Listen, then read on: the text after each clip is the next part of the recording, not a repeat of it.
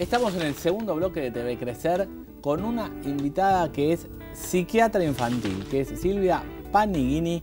¿Cómo andás, Silvia?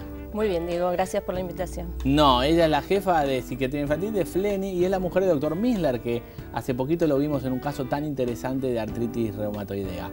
Así que bueno, es su primera vez en la tele. ¡Qué día, qué evento! Es un debut televisivo. Es una suerte, una buena oportunidad para poder explicar cosas importantes que necesitamos que lleguen a las familias. Perfecto. Y si hay algo que inclusive los pediatras no entendemos y no sabemos muchos, es de la dislexia. Entonces tenemos una misión divertida que es contarle a la mamá que te está viendo qué es la dislexia y cómo puede darse cuenta que su hijo tiene dislexia. Con esas dos cosas nos vamos hechos. Es cierto, es un trastorno que no siempre se diagnostica bien porque no siempre se termina de comprender.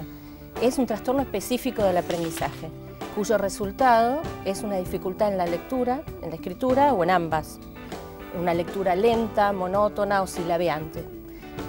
Estas son las manifestaciones. Puede haber otras manifestaciones más, como trastornos de la coordinación motora, son chicos que por ahí les cuesta el aspecto grafomotor, pueden tener también trastornos atencionales, trastornos de la percepción o de la orientación visoespacial. Pero la clave es que el chico tiene dificultad para leer y para escribir. Exactamente. Esa es como la base. Esa es la base y tiene su origen en el lenguaje, en realidad. Porque ¿por qué tarda o aprende a escribir y a leer con demoras o con dificultades? Porque hay una dificultad en percibir algunos sonidos del habla, ¿no? Los sonidos que hacen a las letras. Por ejemplo, yo digo mango, tango. Si uno no percibe bien que la M es distinta de la T, esa conciencia fonológica que llamamos la percepción de los sonidos hace que después no podamos detectarlas también y atribuirlas a letras. O sea, esa es la conciencia fonológica y después la conciencia alfabética, que cada sonido se corresponde con una letra. Si esa unión, ese enlace no se produce bien, la lectoescritura se demora. No es una cuestión de que no escucha, sino que no procesa su cerebro la diferencia por ahí entre una M y una T. Por ejemplo, exactamente. Y después eso se va trasladando a todas las etapas de la lectoescritura, porque si no percibimos bien los sonidos, pues nos cuesta atribuirle esos sonidos a una letra.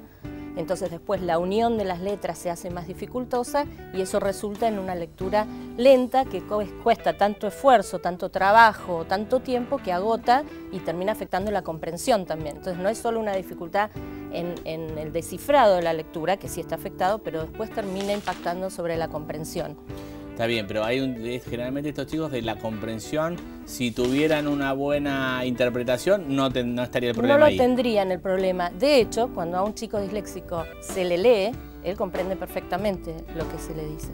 Y puede hacer una síntesis, puede contestar preguntas. Pero cuando es él el que tiene que hacer el esfuerzo de leer, puede leer con errores, con omisiones, cambiar las palabras. A veces, como sabe que va a tardar tanto, lee la primera parte y adivina el resto, con lo cual después el contenido de lo que está leyendo se afecta también.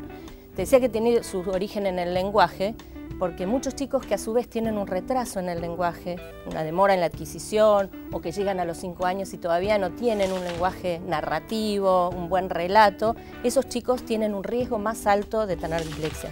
Vos preguntabas a qué tenemos que estar atentos. Bueno, al buen desarrollo del lenguaje, a un desarrollo del lenguaje a tiempo. Esto de esperar a veces, porque muchas veces hablamos de que cada chico tiene su tiempo y es absolutamente cierto, pero también hay hitos madurativos que se tienen que cumplir en las etapas más o menos esperadas que sabemos que corresponden a la mayoría de los chicos. O sea, si un chico llega a sala de 5 y no está hablando bien, sea en su estructura del lenguaje o en el habla específicamente, eso puede hacer que después se afecte también la lectoescritura.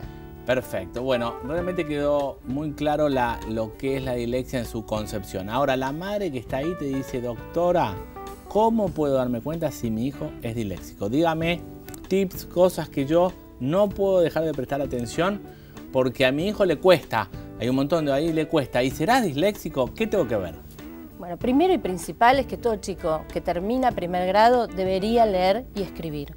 Palabras simples, oraciones simples, pero debería ya terminar primer grado leyendo y escribiendo. Si esto no ocurre, eso ya es un motivo para consultar, porque si bien por ahí en las escuelas esto todavía es tolerado, porque se puede dar un tiempo mayor, se los puede esperar, para ese chico va a resultar una dificultad más adelante. Esto se traslada a otras etapas cuando los textos empiezan a ser más largos, cuando hay mucho más contenido o textos a copiar, por ejemplo. Perfecto. También. Primer punto, si después de primer grado no lee y escribe, consultar. Sigamos. Consultar. También si no habla a tiempo, si llega a sala de 5, digamos, y todavía hay dificultades en el habla, o sea, dificultades de cómo pronuncia ciertas palabras o ciertas letras, o si todavía no es capaz de contar, de relatar algo que le pasó, ese es otro factor de riesgo. Por Perfecto. Eso es que 5 años, el chico que todavía ya no habla, ya no sé, vos ves que le sigue costando, también consultar. También consultar. Porque imagínate el nivel de frustración de un chico que pasó primer grado sufriendo y quizás muy demorado, que llega a segundo grado, que las exigencias cada vez son mayores, que escribe lentamente, que escribe con muchos errores, lo retan, le dicen que indudablemente se pira ese chico. Se frustra, se enoja, vive enojado y también vive dudando de su propia capacidad. Su autoestima se altera, puede tener otros síntomas como fobias, pesadillas, insomnio, muchísimos otros síntomas que llevan a la consulta que después pueden derivar en un diagnóstico de un trastorno de aprendizaje. Que cuando se hace el tratamiento para dislexia, esos chicos mejoran. Esos chicos mejoran. Tienen que tener un tratamiento específico. Primero un diagnóstico, ¿no? El diagnóstico, esto yo quería aclarar, que muchas veces los chicos vienen por trastornos atencionales y se les evalúa la atención, se les evalúa su capacidad cognitiva, pero no siempre se evalúa su lectura y su escritura. Y hay pruebas estandarizadas para hacerlo. Bueno. Pasaron 7 minutos, no sé si vos viste, porque te vi muy concentrada que el productor ya me hace todo tipo de señas, pero fue re claro, Silvia, tu primera participación. Te vamos a poner un 10, así, nota mucho mejor que tu marido. Así que le mandamos un beso al doctor Miller, pero su mujer lo superó ampliamente. Así que con esta felicitación a nuestra debutante doctora, nos vamos a una pausa, pero antes acordate que tenemos revista y tenemos página web tvcrecer.com, donde no dejes de entrar, te anotás en las charlas. Estuvimos hace poco en Mendoza, así que tvcrecer.com y nuestro Facebook, esa es nuestra forma de comunicación. Así que entra ahí y también ponenos lo linda que te pareció esta nota. Nos vemos en el próximo bloque.